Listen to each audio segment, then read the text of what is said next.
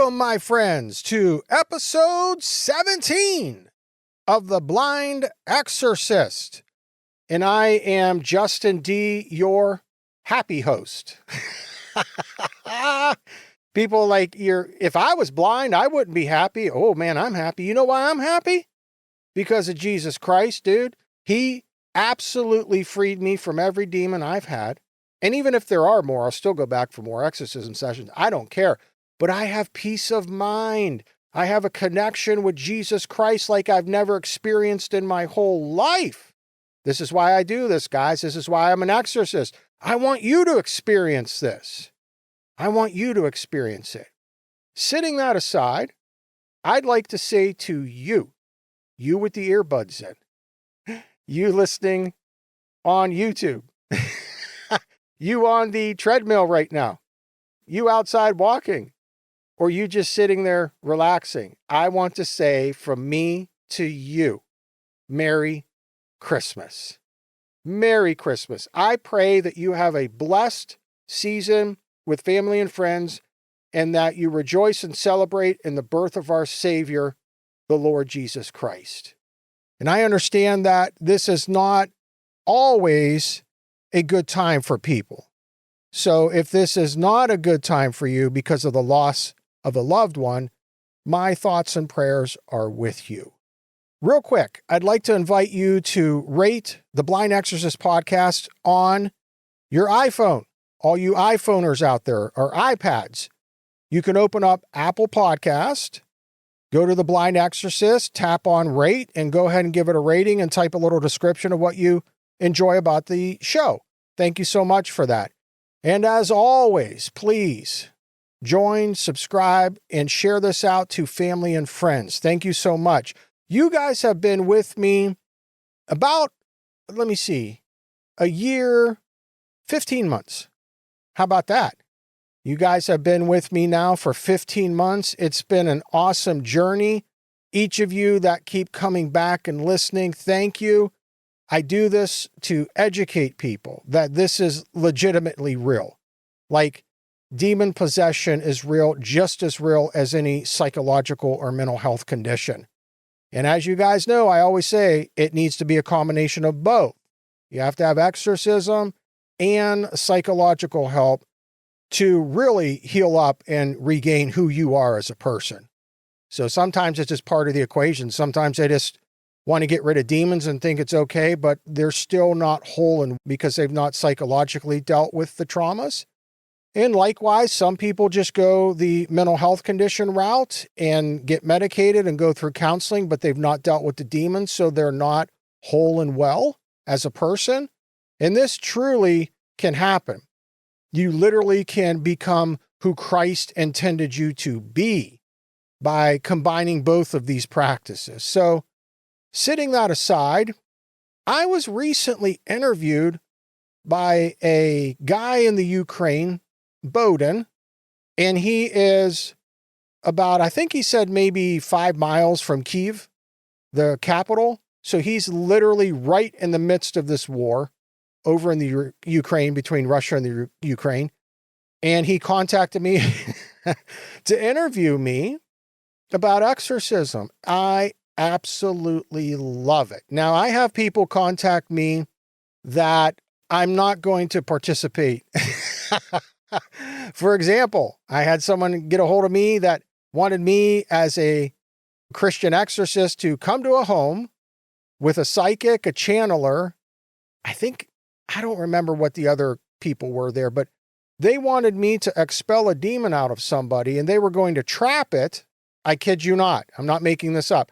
They were going to trap it in a cage and they were going to scientifically study the demon that they've trapped through like their ghost widgets and twidgets and their little lights and pins. I have no clue, but this was a dead serious offer, like for real.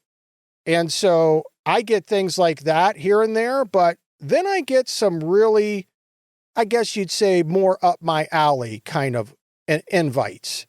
And Bohdan was one of them. He's an awesome guy. I've actually stayed in touch with him. after the podcast, and I pray for him, his girlfriend, and his mother often. So I hope you enjoy this. I'm looking forward to 2024. I'm very excited. We're going to keep going, guys. We're going to keep going. Old Justin D's going to keep pumping out these interviews, man. I got some pending already for 2024. I've been working with them, serving Jesus, serving people, getting rid of those demons, man. People are getting freed up, getting their lives back, and you can have that too. Make 2024 be the year of change for you. Get rid of your demons, my friend. Go through an exorcism. It'll help you find the real you and help you heal. Okay, without any further ado, let me introduce to you Bohdan and our interview. Enjoy. One, bam, and we're live. So Justin, as I've already said, it's an immense pleasure. We've been intending to do it for 2 weeks. Would that be correct? Yes. For 2 weeks. And had I been a bit more careful and cognizant of my food choices, we would have done it a week ago, and I hadn't been food poisoned. But very sorry to hear. I've had food poisoning. It's yes, gluttony. Well, gluttony it is, right? Yeah, we've all got our vices, so to speak, and it's an interesting topic. You are admittedly the first exorcist with whom I'm taking the pleasure of talking, and I'd like to get into that. And besides that, sure. I'm pretty uneducated on this topic, so you would have to explain to me maybe a little bit historically how this whole practice of exorcism has come about. But before that, so being an exorcist and also a blind exorcist, I'd like, if that's not a personal topic, I'd like to get into a little bit how you've got this condition of yours. Was it something innate? Were you born with that, or did it happen during you were born like that? No, actually I wasn't. For you and for your audience, I am blind. I cannot see anything. I have type 1 diabetes, and in 1977, we're going way back in time there, I was 5 years old, and I contracted type 1 diabetes. They don't know why. At age 16, I received my driver's license, very happy, just being that teenager, finally got their independence, their freedom, can drive to their friends, can go out on dates, all of that fun stuff. And I started to develop an eye condition. My eyes kept tearing and itching, so I went to an optometrist, and he said that I had diabetic retinopathy. This is a condition where your eyes bleed in the back of your eyes from high blood sugars, and they didn't know that at the time, that it was caused from high blood sugars. They just said it was from diabetes.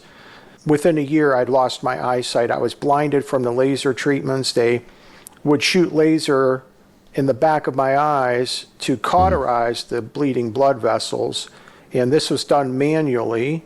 And so this was in probably 1988. So this is being done manually, and they had pretty much blinded me from the laser, plus the combination of the diabetic retinopathy. So in about a year, from 16, I went from complete independence and driving. At 17, completely blind, and my life had drastically changed because I had went from a normal kind of middle-class North American kid to now a minority. So it was a drastic change. If you don't mind elaborating a bit on the psychological condition, must have been devastating, right? From a person who could see to... Very much so. Was it like a total loss, right? Like 100%? 100%. But slowly over time. So I gradually lost it bit by bit to where I couldn't see at nighttime, and then eventually had to hold on to people's shoulders and arms to get around, to complete loss of eyesight. And the transition from being sighted to being blind was very challenging for me. And it's at that point in my life that I really began to seek God, to seek Christ. And that is at 19 years old is when I actually became a Christian. And was my initial way to handle the trauma, eventually through counseling, also adaptive training, where I learned to use a cane how to cook independently, how to use computers. I eventually went to university for a degree in computer programming. I met my wife there. She is sighted. She was going for a master's in clinical counseling. So I graduated with a computer degree, computer programming, and I immediately started programming business applications, and it's been a wild ride. Oh yeah, most certainly has, and to get into that ride in a pretty short time. Do you think it would have been harder for you had you not found Jesus? How much different would your story have been, you think? I think in terms of your ability to put up with difficulties like that. I think I would have not made it. I probably eventually, I don't know, I don't think suicide would have been an option for me, but I definitely think I would have died from addiction and things like that. So, were there thoughts of this kind at that point? Something fatal must have crossed your mind, honestly speaking. You mean during the loss of my eyesight? Yeah, during that initial stage. Actually, it really didn't. Absolutely, I was depressed. Absolutely, I was traumatized, laying in bed, crying and all that, right, for a while till I could get counseling and process through it and so forth. But the thought of killing myself never crossed my mind. It just never did. I was always had hope and belief in Christ that even though I was blind, I could live a normal life. I just had that faith and believed that inside of me. I don't know if that was a gift from God or what, but even when I went to university, I graduated with honors. And I was their first blind student to go through the computer science department. So it was very challenging. Tons of discrimination, inflexible people, very black and white thinkers. So very challenging to get through university. So, but to answer your question, no. I just always had this hope that why can't I live a normal life? And and thanks to God, I believe that is who helped me, Christ, get through, opening doors that never could have been opened, getting me in companies that I had no business getting in with, training me in skill sets like for today, for those of your audience watching that are into tech, might be computer programmers. I work in Azure. I work in the cloud. I work with Kubernetes. I primarily program microservices in Azure and working with pipelines, all these deployments, all these sort of things. It's been a very successful life, but you have to have determination. You being a person of faith, a believer, what do you make out of that argument from the other team of people, the non-believers that is, who say quite often, who use this sort of an argument that mostly God is found and Jesus is met and found in trying time, in a testing time, in a time of some sort of ordeal and challenge, because they tend to use this argument as some sort of an indicator that that's like an escape, like a gateway for people who are suffering and struggling. That's usually where they find absolutely faith. It's a gateway and a wonderful one. And it should be. Yeah, right? I would rather have that than be hooked on heroin or whatever people might get into to cope with pain, because we all cope with pain. We are human beings. We all suffer. We all go through trauma. And it's how do we handle that trauma to come out in a positive fashion. And you will find that a lot of people who have severe trauma, like I know of a woman that's a paraplegic, she dove into the water, hit her head, and at a very young age became a paraplegic. She could not, she was bedbound for the rest of her life. Right, she also used Christ and is still living and has a very powerful story, goes around as motivational speakers and helps people and things like that. So there are many people, which we'll get in this later, who find Christ not because of things like physical problems like a cancer, blindness, paraplegic, things like that, but because, in fact, of demons.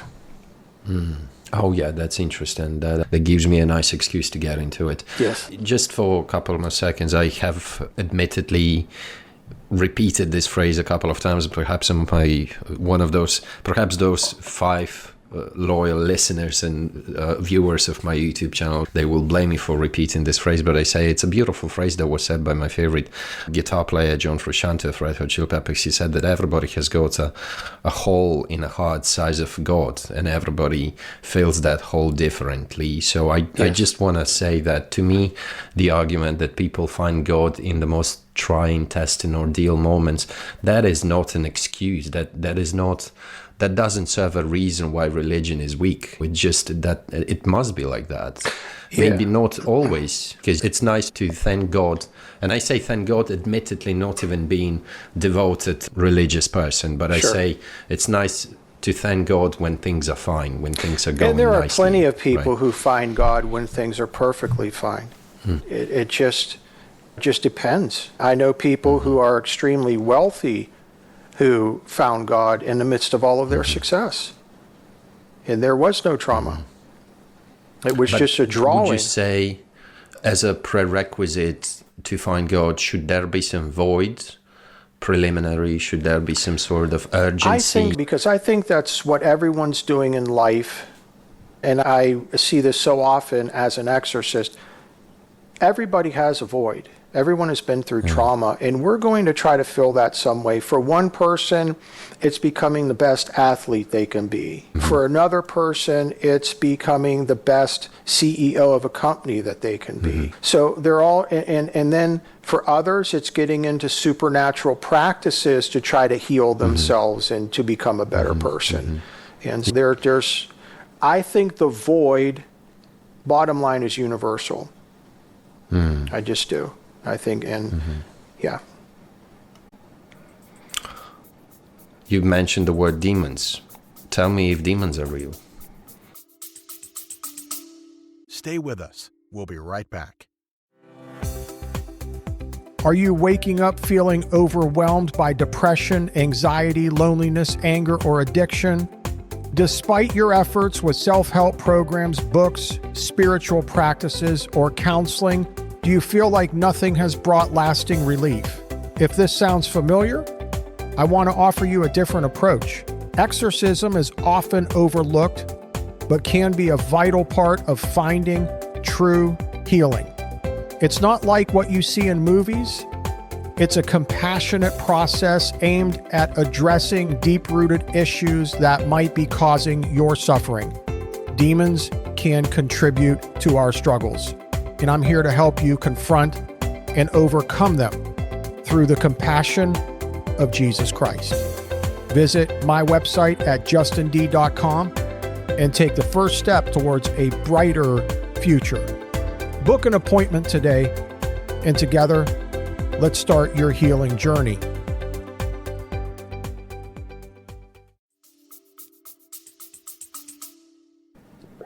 I will.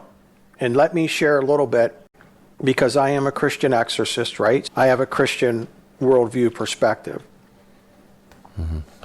And I just want to step through a little bit of the theology, and I'm going to answer your question through explaining some of this briefly, because then we can transition into what everyone wants to hear about. The spinning heads, the green pea vomit, the levitation, things vanishing, all that sort of stuff. That's why people have clicked on your video, right?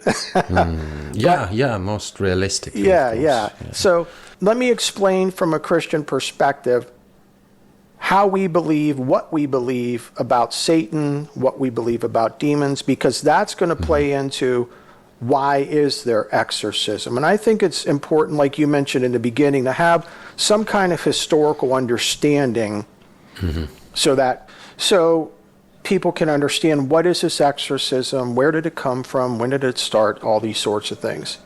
So in the Christian mindset, in the Christian religion, in the theology of Christianity, and by the way, as I share this, feel free to disagree. I respect people for who they are, where they're at in life, what they believe. I'm definitely not one to debate people and all that. It's just, that's not me. But I at least approach this as educational. Again, you don't have to agree with it at all, but at least it'll give you the understanding. of Christian exorcists and why we do what we do. Yeah. So in the Christian religion, we believe that there are only two sources of power, God and Satan. That's it. So it greatly simplifies things, and on one hand, when it comes to exorcism and demons. So we believe that there is God, and we believe that there's Satan. We also believe in Deuteronomy chapter 18. For those who aren't a Christian, you can Google Christian Bible online, and you can look at Deuteronomy 18. That's chapter 18, verses 9 through 12. And in here, God lists out behaviors that he forbids. And it's interesting what he lists out. He says, basically, I'll put this in my own words. The following things are forbidden, and he finds them detestable. He greatly disapproves of them because it takes the focus from him who loves us and cares about us and directs it towards something else to find, your future with it and so forth. Now, again, this is theology. Feel free to disagree. But the things he lists that he says are not good, do not do them, are things like witchcraft, sorcery, divination, talking to the dead, channeling, and things along these lines. So in that book of Deuteronomy, he is telling the Jewish people, when you go into the lands that I'm giving you, these people practice these. And they burn their children, they sacrifice children, and they have sorcery, they have channelers, they have witches, they have all these things, and they're very bad because ultimately they harm you. Now, to my Wiccan listeners and everyone else, my apologies. I know that sounds offensive, but by all means, again, view this as educational, not combative. We have these practices listed in the Old Testament of things not to do because God believes that they are evil and they keep us from being connected with him. Satan, to answer your question now, Satan and demons, in the Christian religion, we believe that Lucifer was created a godly being. He was a very high angel in heaven, responsible for worship and glorifying God. At a certain point in time, he became prideful and said, I will be like God and sit above him. So at that point, God expelled him from heaven because of the pride. And most people, most theologians believe that a third of the angels went with him. And there is this in the book of Revelation, chapter 12. You can look at that chapter. Right around verse 4, it starts talking about how the great dragon was cast out of heaven, which is symbolic of Satan, and his tail brought with him a third of the stars. That's what most Christian theologians believe the demons are, those stars. A revelation is all pictorial for concrete meaning, so it's something just to understand. So most Christians believe that the demons came, initially were angels. They joined the rebellion with Lucifer against God to overtake him. God expels them out of heaven, and the demons come down to earth, and they are the ones who start teaching people the practices to keep them away from God, things like sorcery, divination, witchcraft, channeling, because they want Lucifer to be worshipped. They want to keep them from finding God because that's where their salvation is, through Christ, is through God, and so forth. And I'm almost done here. At an eventual point in time, Jesus Christ comes. Most people know about Jesus Christ. Some believe he's a prophet. Christians, and the theology of Christian, we believe that he was God in the flesh, and that he came and he died on the cross for our sins so that we can accept him, follow his teachings, so that when we die, we can go to heaven because his blood is what protects us and allows us to come into heaven. For some reason, God requires blood for the forgiveness of sins. In the Old Testament, it was something that was very sacred, so they would sacrifice specific animals to repent for their sins and so forth. So he said the ultimate sacrifice is coming. Again, we're talking theology here, which would be Jesus Christ. And he would be the ultimate sacrifice for all the world's sins. And if you accept him and follow his teachings, your sins are covered. When you take your last breath, it'll be your first breath in heaven. Okay? So saying all of that, through the authority of Christ, when Jesus Christ died, was crucified by the Romans, Christian theology teaches that he raises from the dead. He came back from the dead on the third day. They had a lot of eyewitnesses. It's interesting, if you read the Christian Bible as a historical document and not as something religious, it's quite interesting when you read it that way. So there were a lot of eyewitnesses that seen him come back from the dead, from the grave, and then he ascended up to heaven. But because he conquered death, because he was sinless, because he went to heaven, he has all authority.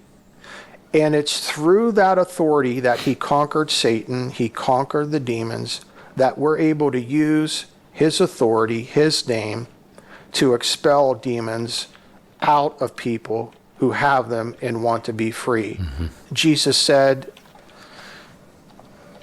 in Luke 10:19 that he's given us authority over all power of Satan. So we have that authority. We are nothing. Again, I'm speaking as Christians, Christian theology, so people can understand that I don't have any power in me. I am if it wasn't for Christ, I would not be going to heaven. I'm a very sinful person, and so forth. So I don't have anything in me to expel demons. They aren't afraid of me. They're only... You're acting as a middleman. Yeah, right? Exactly. And they only have to listen to the authority of Christ. They don't have to listen to anything that I say whatsoever. And so it's through the authority of Christ that we can expel these demons. Now that's very long-winded. Because I apologize for that, but I wanted people to understand the theology as to where do these demons come from. Yeah, that was a perfect answer in that regard. Yeah, and also how do they get into people? We can talk about that in a little bit, but I want to pause and take any of your questions. It's rather conspicuous, to say the least, because a lot of people tend to view demons and possession cases as merely psychological deviations, which they are to a certain extent. But you have just said, as far as I can judge, theologically well elaborated that it's real. Like those demons, they came down from the sky and they were absolutely real and tangible in a way. Yes. And now they act to the best of their abilities to grab a hold of those weak-minded people. So it's not something, let's say, imaginative. It's not something that people get themselves into. There is a real force that's present. Yes. And this real force takes occupation of those who are susceptible to it. Yes, exactly. Yeah. Another aspect of Christian theology, which is quite interesting, is there is what's called the Trinity, which Christianity teaches that God is three entities in one. So you have God the Father, God the Son, and God the Holy Spirit. So there's three parts there, but they're all one. And I tell people it's like an egg. You have the white, you have the shell, you have the yolk.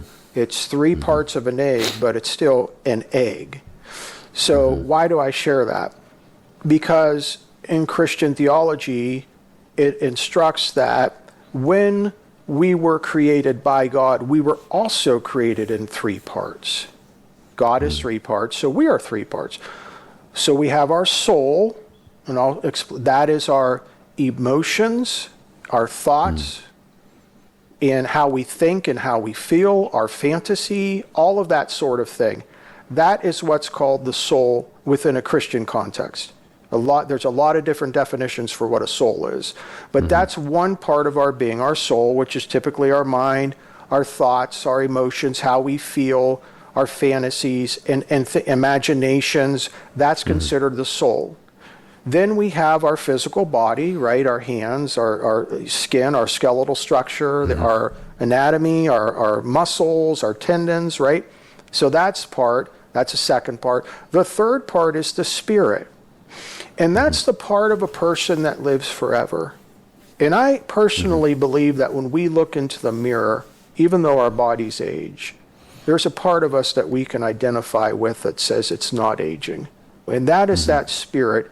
And so in the Christian context, when a person dies, their spirit and their soul go with them to God for judgment. So we die, we stand before God, we have all of our thoughts, all of our memories, everything, because our soul is intact in our spirit.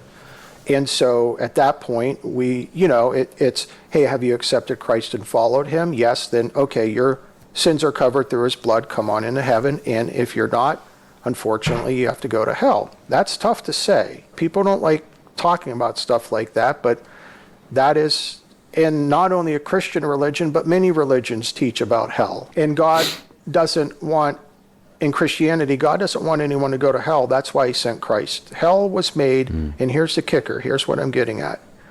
Hell was made for Satan and the demons, where they will eventually be put in it forever by God for their rebellion, for all the trauma and everything they've caused.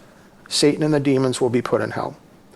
So Satan says, if I'm going, I'm bringing you with me.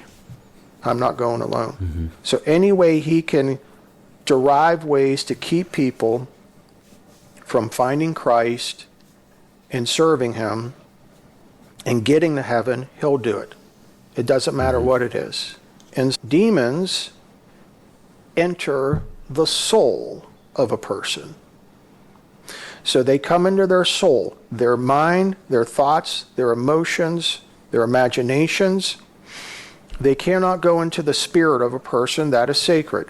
I've worked with people that said, I've given my spirit to Satan. And no, you can't. It's just, I know you think you can, but you can't. I've given my soul to Satan. God created it, so I know you think you've given your soul to Satan, but really you can't do that. But the demons come into the soul. And when they're in your soul, they can vex you in many ways. They can cause severe, you name it. I just worked destruction. with a destruction. Because Christ said when he was on the earth, Satan comes to steal, kill, and destroy. That's the nature of Satan. That's the nature of demons. Satan's saying, we're going to hell. You're coming with us. We're going to kill you. You're coming with us. And Christ said, I've come to give you life and give it to you more abundantly. I want to give you life. Satan wants to kill you. Very black and white, but this is the theology of this. And when people have demons, they will experience paranormal phenomena.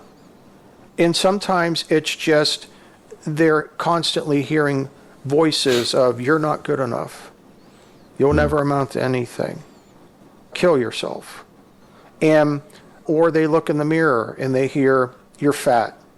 You're disgusting. No one's ever going to love you. And they're hearing these voices, and I'll talk about psychology in just a minute, because it's definitely part of that as well. But the demons will torment people. That's their main thing that they do. So sometimes they'll come in the middle of the night, and they'll cause demonic sleep paralysis where they paralyze somebody. I work with clients where they are raped by demons physically. I've spoken with people who have found themselves levitated to the ceiling. I have witnessed myself personally a lot of paranormal, supernatural phenomena because I myself had demons. This is how I got into this, because I don't want anyone to suffer the way I have. So the reason I'm an exorcist is out of compassion. I suffered for many years. One paranormal phenomena that I can mention that I've personally experienced was two people. I had a friend praying with me one time, and a demon manifested in me. Manifest means comes into my mind and can take over my body. When a demon is in your mind, also can take over your physical body. My friend was leading me in a prayer. A demon manifested within me, and when that happened, I became unconscious, but it was fully present, using my voice, my eyes, my face. According to my friend, the whole disposition changed. And it looked at my friend, and it said, "What a pretty pink shirt." And my friend had a pink shirt on. I had no clue what he was wearing. So it could see through my eyes crystal clear. The second encounter like this was with my actual exorcist, which is Dr. Bob Larson. He not only took me through my exorcism sessions, but he mentored me and trained me. He's 80 years old, and he has done over 50,000 exorcisms worldwide. He has done it in over 100 countries. He's written over 20 books. So he's big caliber. Was it him that you had sent videos of him coming to Ukraine? Yeah, to the Ukraine, yeah, absolutely. Yeah, he loves the Ukrainian people. He goes as often as he can. But anyways, when he was taking me through a session, a demon manifested in me. Again, manifest means takes over my whole body, my just everything. And he was holding a cross up, and it looked at him and said, "Get that out of my face.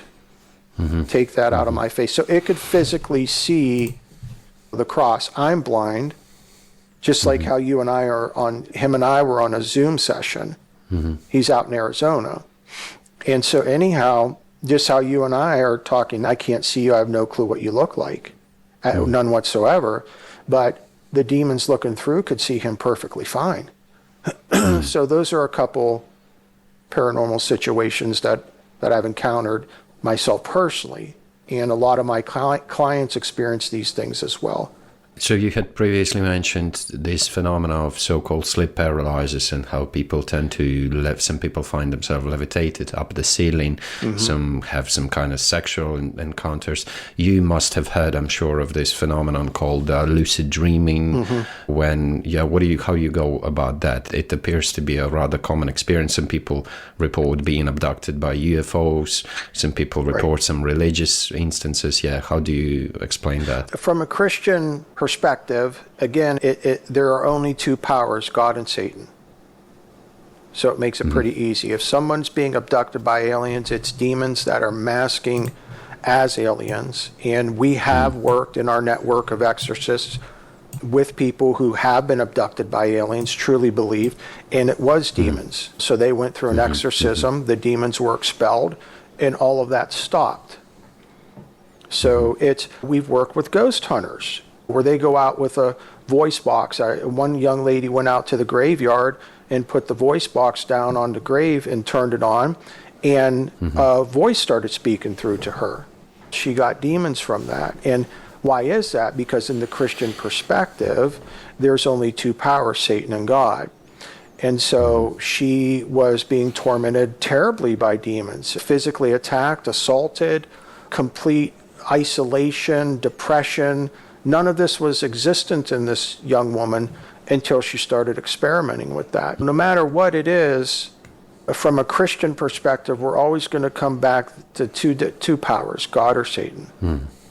So even, that's interesting. So you're basically saying that even if it's factually some sort of a brain activity, the real question to be asked is how it affects you, whether it's something positive or negative, and if it's something negative, it apparently is coming from Satan, and therefore there requires some interaction from an exorcist. It depends. It depends, and let me clarify that, because there are psychological issues that people have that they think are demons and they're not. For example, schizophrenia. Right, so when that would superficially look a lot like demon's possession, and, right? And under Dr. Larson, we've been trained on that, to be aware of the psychological issues that people may have, schizophrenia, bipolar disorder, things like this. I was working with a client one time, and I have intake questions that they fill out, so I can look for fingerprints of demons through their life, their history, and on the intake question, she did not indicate that she had schizophrenia. So I worked with her for about 3 sessions, and I wasn't seeing any release for her. She was not getting, and the same voices were there. And I said, have you ever been diagnosed with schizophrenia? And she said, yes. And I said, I really wish you would have put that on your intake form because it would have helped me better understand what we're dealing with here. So I just encouraged her to continue with her psychiatrist, stay on her medication, because in her mind, these voices were demons, but they weren't, if that makes sense. Interesting. So yeah, so there is a lot of, you have to have discretion, or I should say, we've been trained to have discretion when we work with people. How do you compare two images of a patient who requires a real, let's say, exorcism interception versus the one who thinks he's possessed? How would those two people look on surface? Any visual differences, behavior differences? Yeah, when somebody spoken. When somebody is possessed, there are symptoms that they're going to demonstrate. So they're going to have an aversion to holy things. They're not going to, the demons in them aren't going to want to be around things of Christ or of crucifixion or crosses. So they just have this innate aversion to holy things. They also have a loss of time, people who are demon possessed, because when a demon manifests within them, the actual person loses consciousness when the demon takes over them. And I've worked with clients where they've lost track of time for several hours, or they wind up in a different part in the house and don't remember getting there. So loss of time, aversion to things that are holy. The other thing I mentioned was the sleep paralysis, things like this. And it's the history as well is very important of a person. If they have a history of proclivities towards certain... Yeah, very much so. So if somebody's father had schizophrenia and the grandfather had schizophrenia and the great-grandfather, then we know this is not going to be demons, as an example. Or somebody may have a history of addiction. And psychologically it's looked at, which is true, that it is dysfunctional patterns passed on from generation to generation. But as an exorcist, we take that a bit further and say, yes, we acknowledge that this is psychological dysfunction passed on to family by family to family through generations. But we go a step farther and say that this is a curse on the family that's being passed on. Are there certain categories of those demons? I may have heard something that sometimes some demons, so to speak, categorize the ones that try to destabilize your family, the ones that affect your career, the ones that hit your addictions. Is there types of demons in that regard? Yeah, there are common demons that we come across, and it's interesting to compare notes with Catholic exorcists because they have the same demons that we come across, which is quite interesting. So yeah, there are categories of demons, or demons that have specific names that we come in contact with quite regularly. Yeah.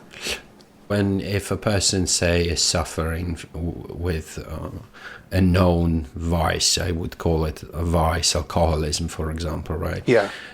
Do you think that person would potentially benefit more from going to an exorcist other than seeking some medical help, that sort of thing? How would one go about distinguishing who to refer to? Yeah, that's an excellent question. It really is. And for those listening, I will tell you that I do have a podcast you can listen to. It's called The Blind Exorcist. You can listen to it on your favorite podcast app. I think that's how I've come across you, honestly. I think you've been interviewed by someone, and yeah, I reached out like that. Okay, cool. Yeah, so anyhow, it's the Blind Exorcist podcast. But on there, I think from day one, I've always said it has to be a combination of psychology and exorcism. It's rare that it's just one. In our Western minds, everything psychological.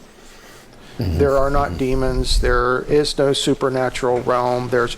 I think that's a grave mistake, because there's a lot of people suffering who have tried everything psychologically and nothing has worked. And they may in fact have demons, but have been told that these aren't real, this doesn't exist. And then there's the other side where people say, I have demons, and just go to an exorcist. And that's why we make sure up front that we're not looking at schizophrenia and things like that. So I believe in your case of like alcoholism, it absolutely needs to be both, or at least it should start medically. Get in a 12-step program. Work the steps. See if you can get off whatever the addiction might be. And if you cannot, and you've tried everything you can, then perhaps it could be demons, and see an exorcist. Yeah, that's the way I approach it. Yeah, that appears smart. Now, in your observation, is attending an exorcist frowned upon in society, in modern civilization, let's say? It depends. I really think it depends, because it's becoming more common now. Psychologists and therapists are starting to recognize that there is authentic demon possession. And I know therapists who, when they identify this, they refer them out to exorcists, and they work very closely with the exorcist. So it's a therapeutic, in other words, the therapist isn't an exorcist, so he's not going to know how to handle that.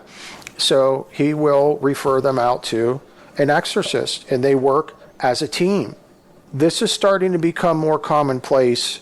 It's not like the most common thing, but I have seen this, and it's getting more. I just read an article a couple months ago, I wish I still had it, where psychiatry, in fact, truly is starting to recognize that demon possession is real. They see it. When a client's sitting across from them and they sense a deep, dark change in the atmosphere, and the client's eyes dilate completely black where the whites of their eyes are gone. And when you look into the eyes of evil, you know it. And their disposition changes, and their voice changes, and it speaks through the person. And that psychiatrist gets chills clear up and down their spine, down goosebumps all over their arms. They know they're looking at a demon. And so that's why they refer them out to get help in that regard. Oh yeah, obviously, if something like that does not serve as a great reason to resort to an exorcist, then I don't know what would. But another way for me personally, I know for me, I had severe anxiety. Severe anxiety. I tried every anxiety medication ever created, and not a single thing helped, period.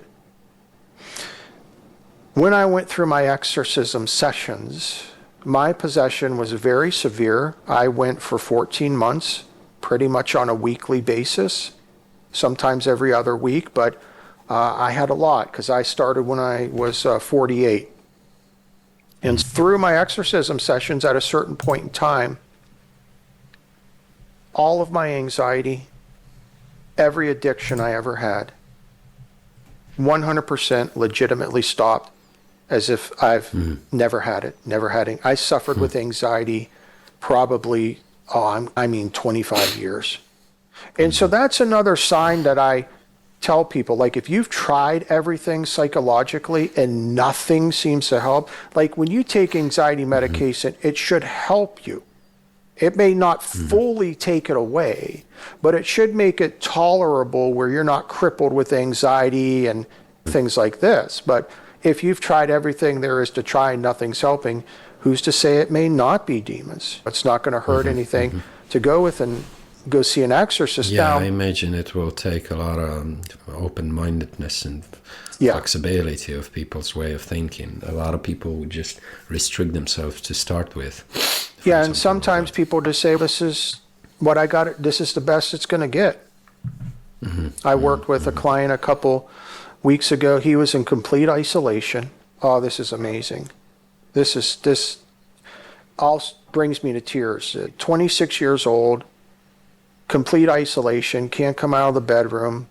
He's unkept, has not bathed in weeks, suicidal, completely depressed. And he came to me for help. And I took that young man through an exorcism. And there were definitely demons present and that were causing him to suffer in this way. They were expelled through the authority of Christ. I can't do this on my own, right? Like I was saying. Mm-hmm. I strongly encouraged him afterwards, go for counseling to now work through your trauma. Demons enter through trauma, by the way. We can touch on that if you want. But I said, go to counseling. So I kept after him. You got to get in counseling now because the demons are expelled, causing the isolation, the depression, the suicidal thoughts. But now you got to go for therapy to work through the traumas. And he did. To close that door. Yeah. And he did. And he stuck with it. And now today, he has a full-time job. He's moved out of his parents' house. He's in his own apartment. And he's preparing to go to college to be a computer programmer. And he wants to work in the cloud. So he's studying, he's working, he's happy, he's interactive. It's a beautiful story of the power of combining exorcism with therapy. It's remarkable. Yeah, nice. What is up with the cross? Does the cross serve as merely, and I don't want to say merely like it's something little, but is it just the cross being a symbol and representation of Jesus, or is there some other reason, or rather an obvious reason? Yeah, it is the defeat of Satan on the cross. That is what bothers demons. Not all demons are bothered by that. It depends on how powerful they are, how strong they are. A lot of them are. We put the cross on someone's forehead and instant manifestation. And sometimes not so much. But yeah, basically it is a representation of the defeat of Satan, and they cannot stand that. It's the theology of Christianity is that God created Adam and Eve, man and woman, perfect, in the garden with him. I'm sure a lot of people have heard about this. If you haven't, you can read it, the Garden of Adam and Eve. And Satan comes and tempts them. They eat forbidden fruit and allow sin into the world, and we're all under a curse of sin and death. That's why we die. Originally, we're supposed to live with God in this garden and live a good life. And so Christ came, died on that cross, and now we have a way out of the sin and the death cycle through Christ and accepting him as a savior and so forth. So it's the defeat of that sinful curse that's on all mankind that drives the demons nuts. They can't stand that they were that stupid to crucify the Savior and cause their own demise, their own defeat. So there's a lot of anger and torment inside of demons when you hold that cross up, because it represents, number one, you're the idiots who put them up on the cross, and secondly, you lost the power of sin and death. We have a way out of your system now. So that's why it really can get them kind of crazed.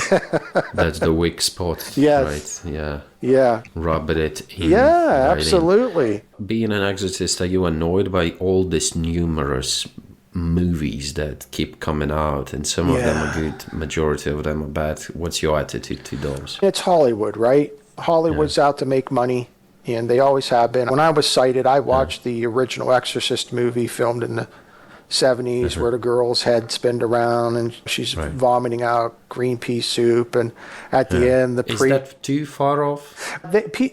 They do vomit, because when they come inside of a person, when I say come inside, meaning manifest.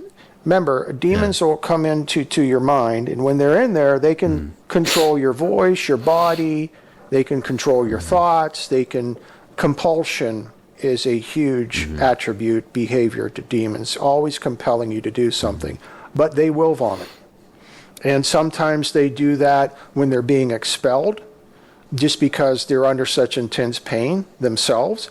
And other times they will do that just to annoy us, frustrate us. And it smells quite putrid. Yeah, I imagine. I don't, but yeah. Yeah, because it's a demonic-induced vomiting. So it's quite interesting. I get very frustrated and annoyed with them. Maybe it's because I can't see them, but like some of my sighted exorcists that I work with, they'll see things like a person's jaw completely unhinged and then come over and touch their right ear. And they're having to look at this, and I'm there taking these spirits on with them and demons on and not even fazed by it. Or they'll see someone's head spin like literally completely around in between their shoulder blades, looking at them with their eyes back in their head and foaming at the mouth. And You've had that. No, this happens. This happens. So when that happens, is it some sort of, it's obviously a demonic embodiment, right? Yes. But I'm just saying that humanly it's not possible. Right. So the demon alters correct. physical traits somehow. Yeah, they can do that. Yeah, they can manipulate the body in ways that we as humans cannot. And so if that happens to, sorry for interrupting, but if that happens to a victim, does that victim, once the demon is chased away, is the victim even capable of continue living, or no injuries, no damage? Yeah. The demons, when they are expelled, a person's head's going to be back to normal, and they could have some pain from what had happened to them, but no, they're not going to. It can be painful, but damaged permanently, exactly. Yeah. And the reason they do these things is because they know to impress. Not to impress, but to terrify. And the reason they want to use fear to stop this is because they don't want expelled. And so if they can put on a show to intimidate their enemy, which is Christ in us, the exorcist, they hate to look at us. Because when we force them to keep their eyes open and look at us, and it burns. They hate it. Because when they look at us, because we have Christ in us, it just burns. So it's a fight. It is a fight. I've been in exorcism sessions that have lasted 8 hours. Wow. Yeah. And I've been in. How many people do those include in the room? We usually work at least with two people. Yeah. I imagine because I must have seen probably every single one of those films, and somebody has got to hold the possessed. That's another sign. Somebody has got to do the work. Yep. I apologize, I interrupted you. Go ahead. No, go ahead. Yeah. That's another sign of possession is supernatural strength. You got a 5'2" woman, very thin, and 5 men that are huge can barely contain her. And I was being interviewed by a gal a couple months ago, and maybe that's the one you've seen, I don't remember, but she said, yeah, but there are women who can go lift a car like when a child's underneath. And that's true, but there's a difference. Believe me, demonic supernatural strength is very real, and it is a sign that we look for. Yeah. That's why normally we'll have 2 exorcists, and we do those intake questions, and based on those intake questions, we get a good sense of what demons are going to be there. And if they are violent, then yes, we bring people to help restrain if we're doing it in person. I worked yesterday, as a matter of fact, with another exorcist team, and we had a professional boxer, a heavyweight professional boxer that had come for an exorcism. And he must have been menacing for life. Oh my gosh, yes. So you had better believe we had brought some big boys there to restrain him. Yeah. Must have been the whole boxing match with it. Yes. Right. Yes. Wow. So you've already mentioned certain outstanding cases. However, the bottom line of the most, I'm not afraid of saying, traumatizing and mind-blowing cases that you've had to go through yourself, what would that be? Any one particular exorcism that has always stood out? to you?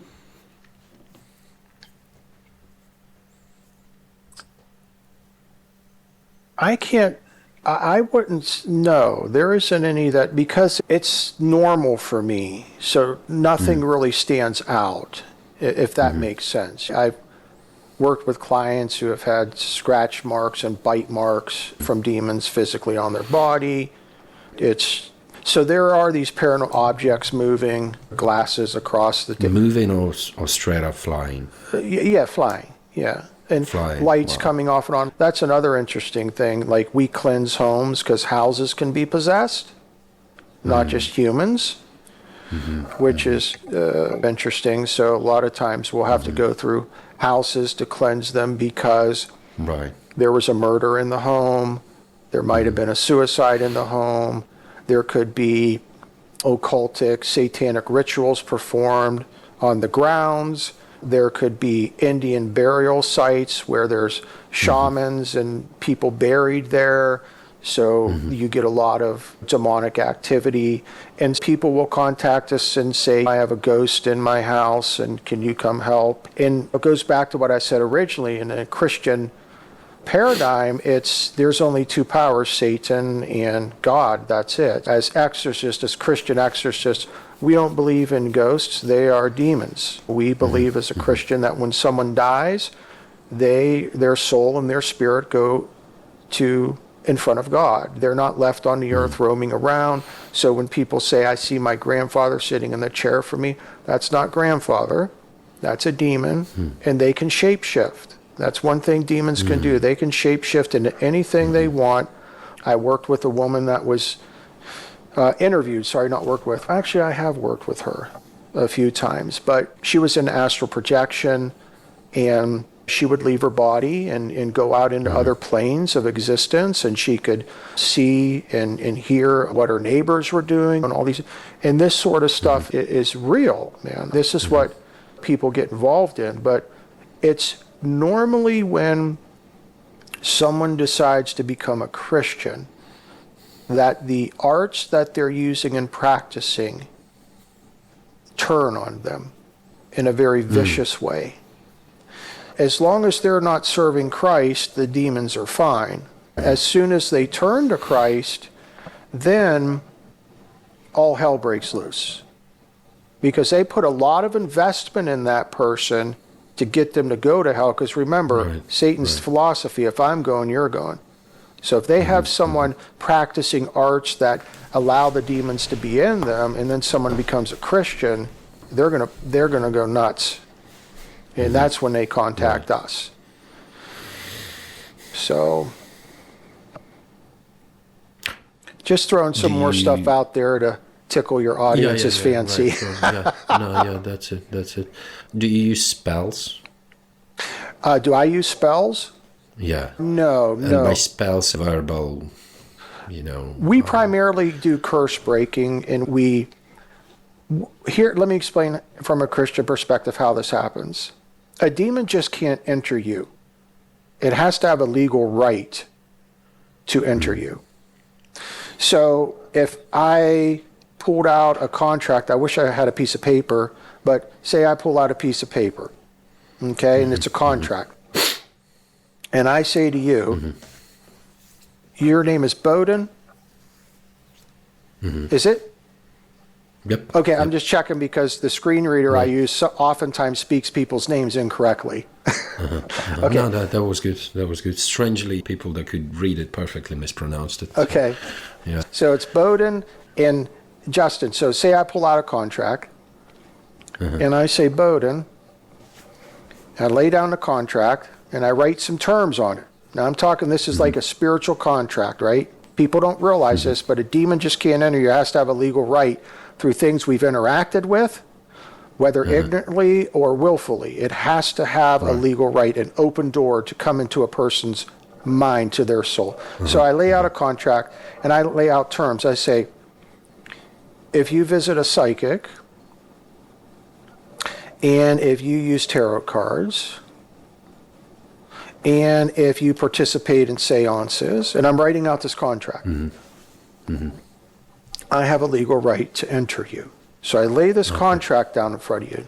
Bohdan says, I'm going to go to a psychic and get a reading and see what you've signed the contract there next to the psychic. Boom. You open the door, you have a demon from the psychic. You don't know that, but they enter. Yeah, I believe that's what is commonly referred to as selling your soul to the devil. Lots of celebrities, maybe it's a little bit of a different thing. A lot of celebrities get blamed for selling their souls to the devil. Sure. Maybe that's more of a... They made a contract. Comparative. They have a legal agreement. So that's how demons enter people, is they just can't enter people. And that's why, like, when people work in some of the arts, like Wicca, like shamanism and things like this, energy healing, a lot of times these arts, people really sincerely want to help people. They're not practicing these arts because they're evil people. They sincerely believe that they can help people and so forth.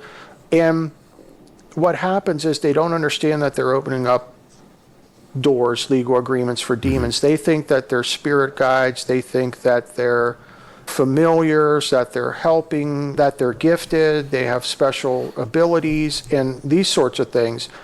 But really what's happening from a Christian perspective is it's all deception, because demons can shapeshift into everything.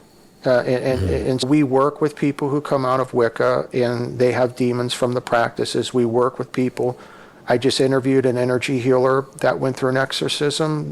That's my latest podcast. Another girl that used mindfulness meditation and the law of attraction to attract her future lover to her, got demons from doing this. Up till that point, she was fine. She just didn't think there was anything wrong. She didn't know.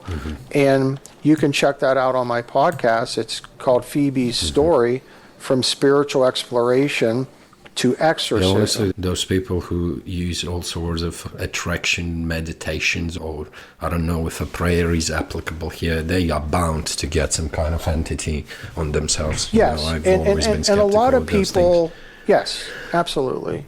And a lot of people who practice what the big broad category is New Age practices. There's so many. But they themselves identify that there are what they call bad entities that come inside of a person and begin to torment them. But really, from a Christian perspective, it's demons. And they come to us. They come to us. I was at a show here in our area. It was an art show. A friend of mine and I went. He has a product that he sells, and he goes around to different festivals, and we had went, and we had happened to be placed right next to Satanists who were displaying art and Wiccans, and here we are. He's also got advertisement out about exorcism and if you need help. So we're in the midst of all these people that seemingly have these opposite belief systems, and it was a wonderful experience to be there, because they would come up and ask us questions, and we would talk and share with them. And I think that's what's important. I think a lot of people who have practices that maybe are considered demonic in the Christian universe need to understand that not all Christians are out there bashing people and screaming and arguing. It takes a person who's emotionally well to work well with people. I have friends who are Muslim, and we sit down and we talk about the differences of our religions intellectually. I'm not there to convert them. They're not there to convert me, but we better understand our religions. So it's just... Do you think exorcism should be more spread? Would you like more people to be more cognizant of what it really is? I really do, because it actually, for the most part, most exorcism's a very gentle process. Contrary Unlike to what is shown in films. Exactly, that appears rather brutal. Yeah, very brutal. Most of the exorcisms, we just converse the way you and I are right now. When it comes time to expel the demons, that's when things can get a little bit spicy. But outside of that, it's a very gentle process. It's very hard on the demons. It's more hard on them than it is on the person. And so I think Hollywood in some ways has glorified exorcism as some over-the-top, and it puts fear in people. And it's a shame because I do think that people can be helped through this. Again, back to my point where people have tried everything in psychology, maybe even in some of the different New Age practices to get better. And no matter what, they just can't get better. And that's what I always tell people. If you've tried everything you can try, and I'm just sharing this even with your audience, if you tried everything you can try and nothing is shifting permanently, the placebo effect where you feel good for a little bit, then you got to go try something different because now you feel bad again. Then you go try that and you feel bad. And then nothing's really shifting. I would encourage you to consider getting in touch with a Christian exorcist who has been trained and certified and is under someone. There's so many people. Bohdan, you and I could throw up our own YouTube channel right now and be like, hey, we can heal anyone, pay us $100 and have no training whatsoever and can really damage people. So, if you are open-minded to an exorcism, I would encourage you to consider Dr. Bob Larson. His website's boblarson.org, or you can go to my website because I've been trained by him, JustinD.com, and I work with people for free all the time who can't afford to pay. That it's always an option. So if you're watching this and you're like, I don't know, man, maybe I should look into this, those are some great resources. The Catholic Church also has good exorcists as well that can help. Be open. Yeah, I'll definitely be sure to list the links to your channel and all the provided links. I've always said this thing, it's like these days I've again repeatedly said that there appear to be a lot of Mr. Know-it-all people that are seemingly experts in every field, and I've always despised those guys, whether it be... So here's my stance, honestly, on religion. I have repeatedly stated it, but I have not yet come to that point when I can absolutely and utterly claim that I am a religious and devoted follower of certain religion, yet I am definitely by no means an atheist. And I find those people that claim they know something for 100%. I've got certain questions regarding that, particularly atheists, because it's, to me, the concept of disproving something must always imply the probability of changing your stance. And a lot of those atheist non-believers, they appear to be so ironclad fixed in certain beliefs that nothing would possibly ever change their stance. And religious people, likewise, I think religious people, the same, although with religious people it's a little bit different because their religion literally dictates them, tells them to never abandon it, right? Because that would then otherwise completely contradict their whole previous practice. So that's okay. But I've always said that regarding exorcism particularly. I said, you can be the most, let's say, educated and reasonable and rational and logical person in the world. As soon as objects start flying in your room, pardon my language, as soon as shit hits the fan, you don't know what the hell to do. You know where you're going to go. You ain't going to a psychologist. You ain't going to your mentor. Right. You're probably going to head to the nearest church because it's not every day knives are flying in your kitchen and weird and unexplained stuff is happening. And it's important to keep yourself open-minded, right? To certain probabilities. Yeah, it's hard for people. I'm a software engineer, so I'm a very critical thinker. One of the main reasons I'm an exorcist and I believe in exorcism was because of my own personal experience. But had I not had demons, it's hard to tell because I am very analytical, and most people are trapped in the tangible, what you can see, taste, smell, touch, and anything beyond that, there's always an answer. Okay, so the lights shut off in the house on their own. Oh, there's an answer. Had to have been a breaker tripped. So let me go to the breaker box. The breaker's not tripped. Maybe the bulb's burns out. Then they walk to go check the bulb, and then the lights come back on. And then they stand there and they think, there has to be a reason. Maybe the power went out. No, the lights aren't blinking. The clock on the microwave is not blinking. It's still set to the correct time.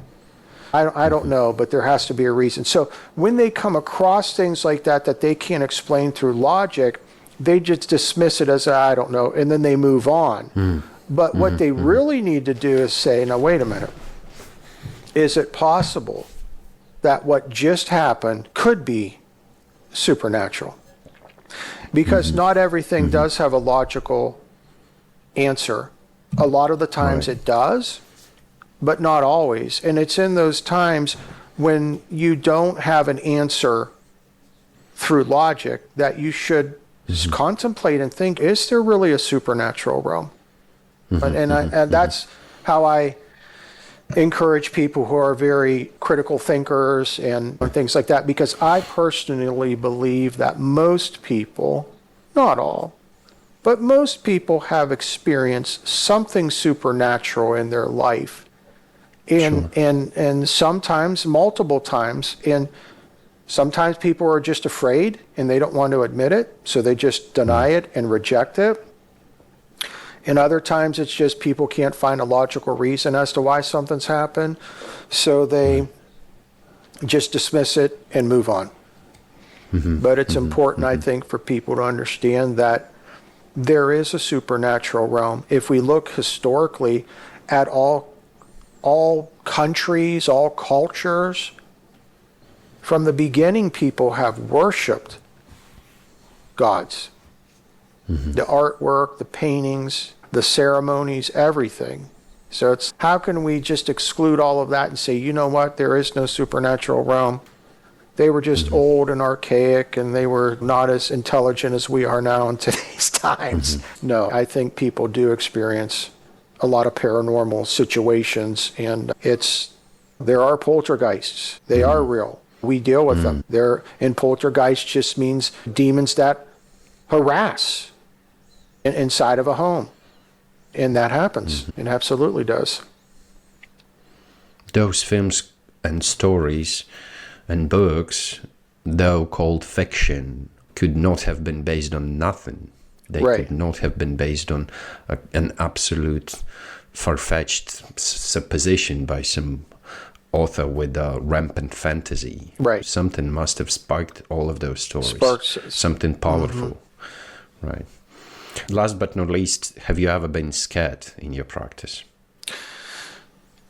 I think initially starting, yes. Growing into understanding the true authority of Christ took a little bit of time for me in the beginning. But once I really began to see the authority of Christ over these demons, and that they had to submit to that authority and be expelled out of a person, the fear dissipated. It very quickly went away, because you realize that there is supreme power in the authority in Christ. Yeah. And like I said, I can't see these things anyhow. I always laugh at my sighted exorcist. I wouldn't call them colleagues. Tell them, oh, you little baby, are you going to be afraid? I'll tease them like that. Yeah, it's interesting. It's all perspective. And as soon as you change, you shift your perspective, that's it. It's a powerful thing, and some people lack certain inner strength to even shift the perception, and it's sad. And it is sad because at the end of the day, everything is difficult. It's difficult to be passive and not to take an active stance. It's difficult to be active and do something, and here in Ukraine, it's especially evident and actual as it's never been before. And I think it's like that in a lot of aspects of our life, in a lot of life's multitudes. Nonetheless, the pleasure is mine. I'm truly grateful we have finally recorded. We have slightly stepped over 1 hour. I hope that is not of a problem. Not at all. I hope that is not of a problem. In my mouse. Thank you very much for having me. I appreciate you having me on. Yes, it's been an amazing episode. Thank you very much, sir. I'll be sure to drop it probably tomorrow. Thank you very much. Yes. If you're facing torment, fear, or something you can't explain, you're not alone. I've walked with many people through deliverance, and I've seen Jesus bring real freedom. If you're ready to take that first step, go to justind.com and book an appointment with me. I'd be honored to walk with you on your healing journey.